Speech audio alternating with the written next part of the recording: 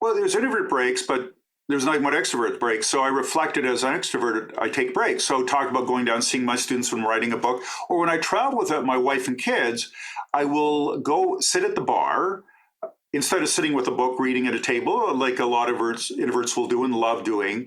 I will go sit at the bar and talk to total strangers and strike up a conversation. So I was in New York recently, and I sat at the bar and I just said to people, "Hi, I'm from Montreal. I'm a professor at McGill, and my wife and kids aren't here, so I thought I'd sit at the bar and talk to native New Yorkers." So everybody seemed pretty relaxed with that kind of approach.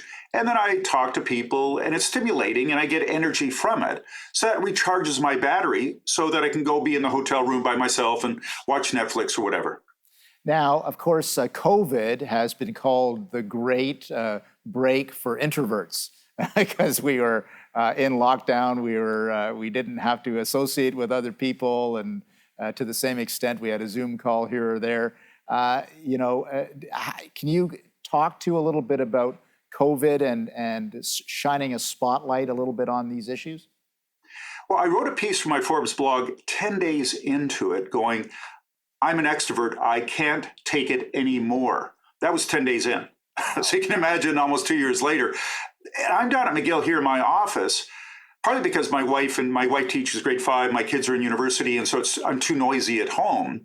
But I come downtown Montreal, there's fewer people than normal, but I run into people I know, and we stand with masks on at a socially safe distance, but it's stimulating to run into people. It's great to be in the classroom. We're all wearing masks, but it's stimulating because there's a back and forth that you don't get on Zoom. Right. So it's something where I seek out that because it was really tough. Now, one of the things I did in our neighborhood, we're across from a small park. I arranged every second Friday for a while to meet for an adult beverage in front of David and Marion's house. And the kids could go in the park and we could sit at a safe distance in a lawn chair and have a drink of your choice. But it was great because we were all a bit lonely instead of going to work or whatever. Even the introverts going, it's a bit much. And so we could talk to neighbors, got to know them, and the neighborhood got more friendly because we had no one else to talk to for a while. It's tough on extroverts, but even introverts at a certain point go, enough of this. We need human contact, which is a base human need. Right. Yeah. So even introverts at some point think that this is an unnatural state. In other words, right? Absolutely. Yeah. Obviously, what we've been talking about is sort of corporate and political leadership and the leadership skills you need to succeed. Does this have wider ramifications on how society is ordered, do you think? Well, something where you think about high school students or my undergraduates when I'm teaching them, that I've tried to make room for the introverts. So, for example, maybe not the whole class discussing because it's too much on them, but in groups of 2 or 3, they're more comfortable.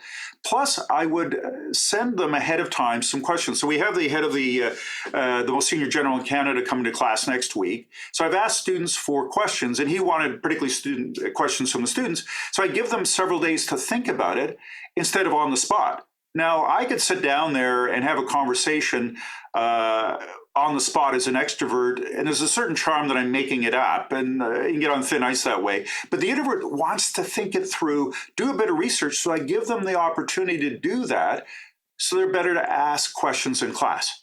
So I co-create each class that we have a guest with a student, but I give them some days to work on it, and it makes the introverts more comfortable. And the extroverts do it as well, but they don't probably spend as much time. They'll make it up a little bit as it happens.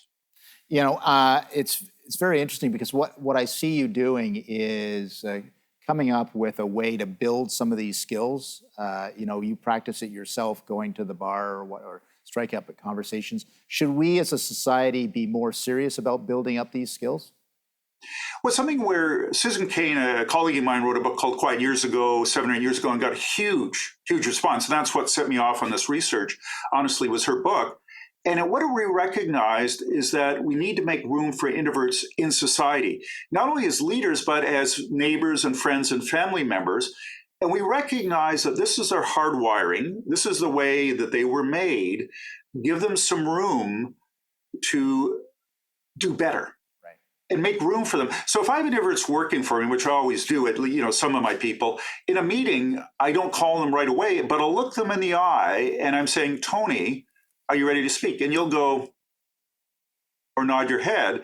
And then I'll call on you if you say yes. But if you say no, I'm not going to call on you. Please stay with us.